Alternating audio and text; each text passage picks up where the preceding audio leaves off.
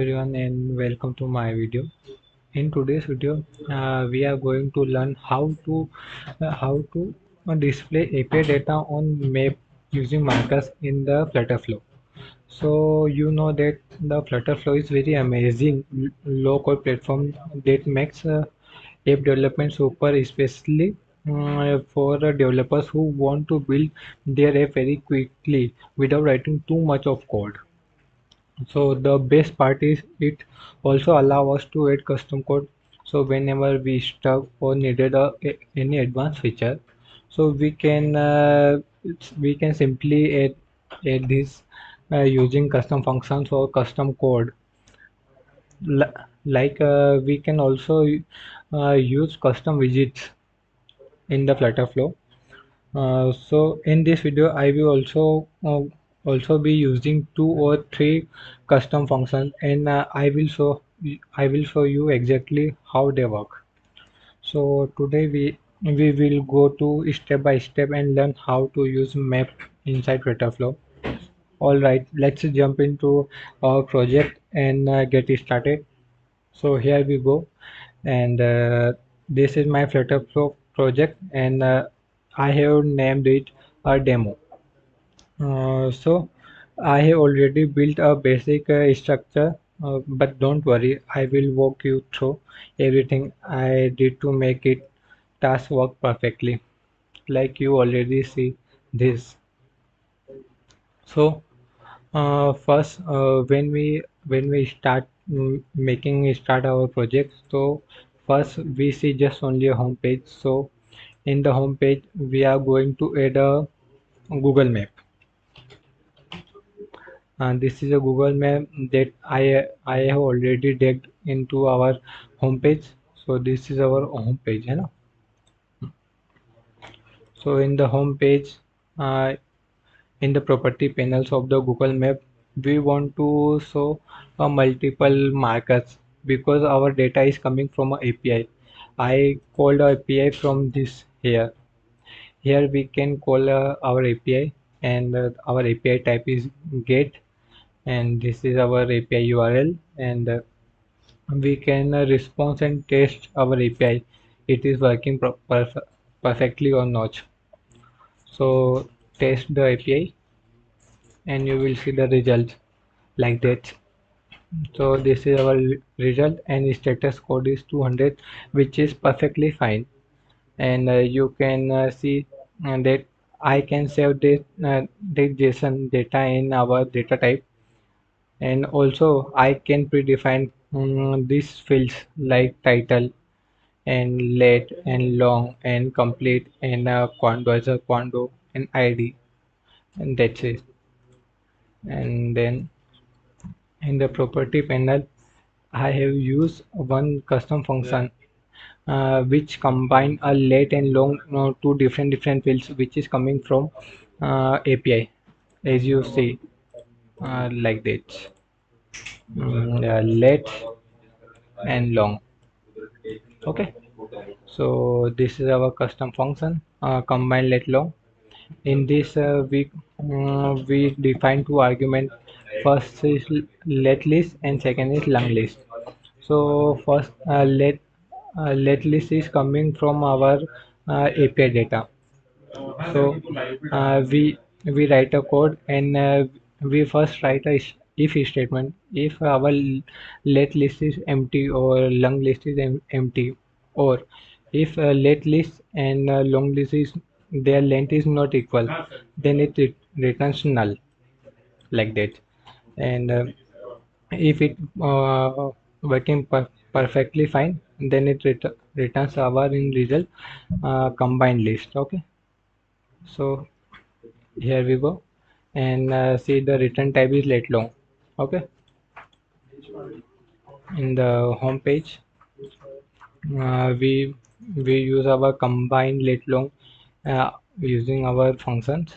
So first we take an input a let, and then we yeah, this is as a data type, and we take it from map list item, and then list data structure and let. Okay. And then we take a lung. That is also we are taking from a data type, and available options are is filter, list item, item at index, first few items like that. So we take map list items, and then we select data structure from the field, and the field is lung. Okay.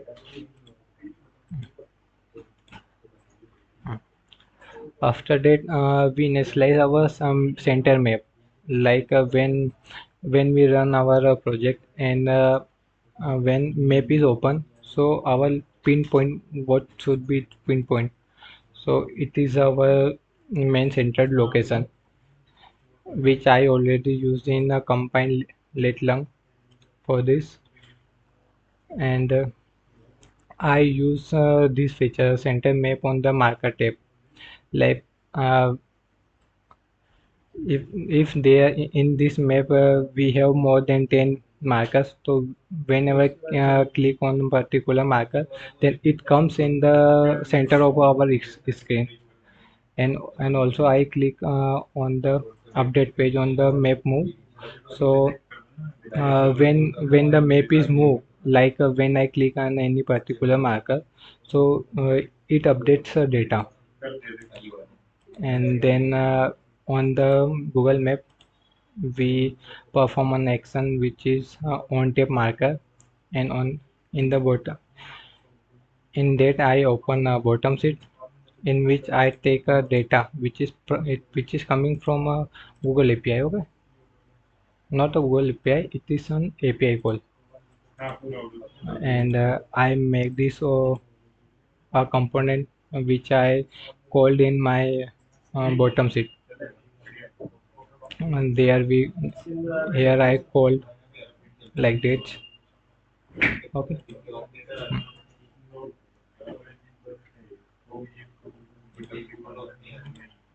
Here I use a combined text for late and long to make it together. And here is the status, like true or false in this completed. Here is the data completed, in which the data is coming in Boolean value.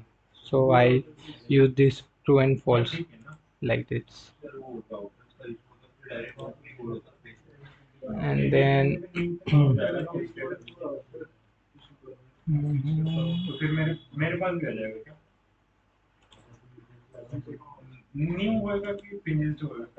like that.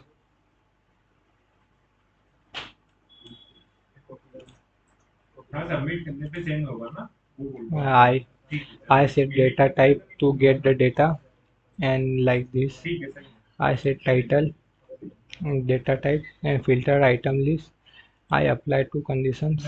First, item in a list is late, and in which I use a custom function to get late. And other condition, I use a list in which I take long from a get long, which is another custom function like this. Mm,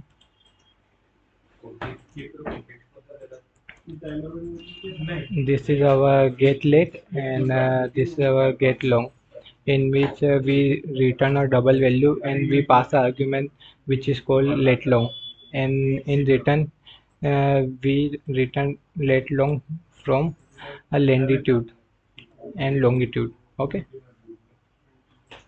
Yeah.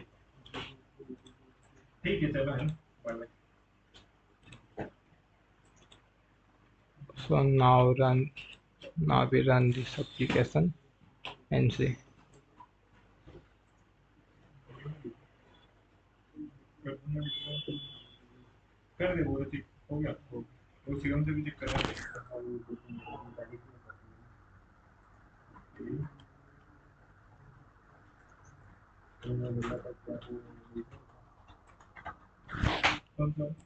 It take to some time to build a project for a testing mode.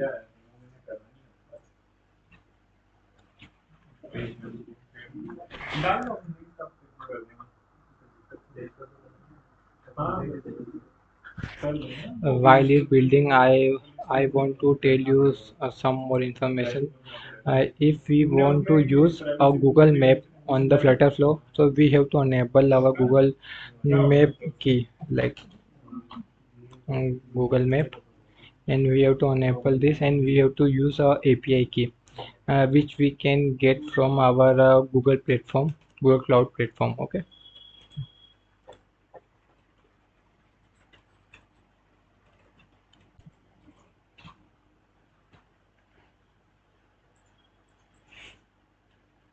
Yeah. Here we go. This is that is a marker one, and when I tap on this marker, and it shows their details like title, their latitude and longitude, their status, their data, and their task ID.